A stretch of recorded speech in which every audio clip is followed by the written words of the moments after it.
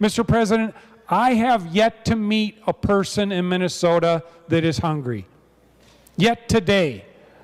I have yet to meet a person in Minnesota that says they don't have access to enough food to eat. Now, I should say that hunger is a relative term, Mr. President. You know, I had a cereal bar for breakfast. I guess I'm hungry now.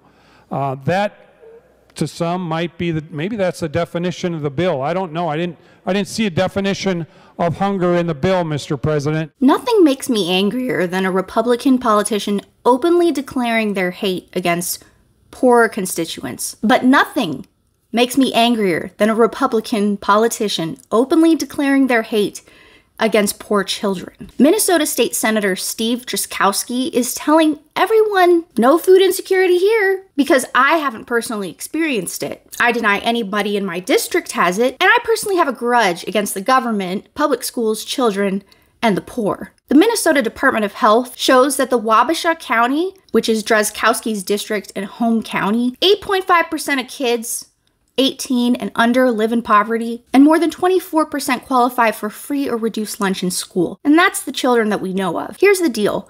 Minnesota Senate Democrats and a few Republicans wanted to add a less than 1% increase to their budget to fund free breakfast and lunch for all school children in public and private schools. Senator Draz, as he likes to call himself, dug into his classist arrogance some more, saying volunteers, nonprofits, government programs, they already got this. And we don't need richer families subsidizing for the welfare of the poorer ones. Rich people don't need this, so why are they giving something for nothing? He has his own punny way of putting it. Well, members, there's no such thing as a free lunch.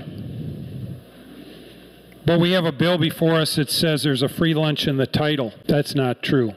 There is no such thing as a free lunch. The people of Minnesota are paying in this bill over $400 million in taxes to pay for the lunches of kids, the majority of which are already having their lunches paid for by their families now. So a blanket free breakfast and lunch for all public and private school children is... This is pure socialism. This is about control.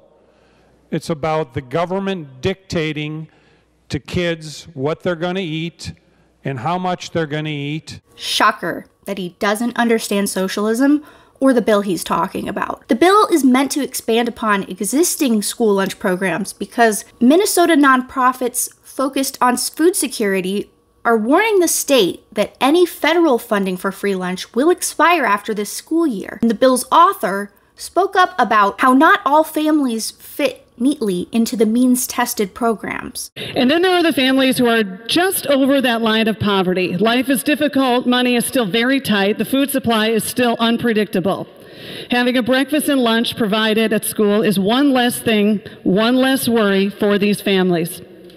The peace of mind knowing their children will have a guaranteed breakfast and lunch means real and tangible support for Minnesota students and parents. Also, richer people are free to use the program if they want. It saves them money too. But even if they don't want it, thousands of Minnesota's and Wabasha County's kids will. Sounds like a model for the rest of the country. But Senator Draz, like so many Republican politicians, is a corporatist who doesn't want government to be competitive with the free market. So he pretends the government's seizing all means of food production when it actually pays private food producers to supply school food. He doesn't want public schools catering to students' needs because he wants tax dollars going to charter schools. And he doesn't want all children having fuller stomachs because then they might be able to focus more, get better grades, and graduate from public school without having to supplement their family's income for longer hours before they turn 16. Yes, he supports increased child labor hours. And he doesn't even want the government to help fund early childhood education. Early childhood, 51% increase in early childhood spending. Members, this member's opinion is we should get rid of the early childhood committee, and we should let parents raise their kids till they're 5 at least before government comes in with a school bus, backs it up to the maternity ward room door, and takes them to the government school. Party of family values and think about the kids, my It's not socialism that's going to destroy democracy, folks. It's today's Republican politicians. They're the ones coming for your money, your independence, your opportunity.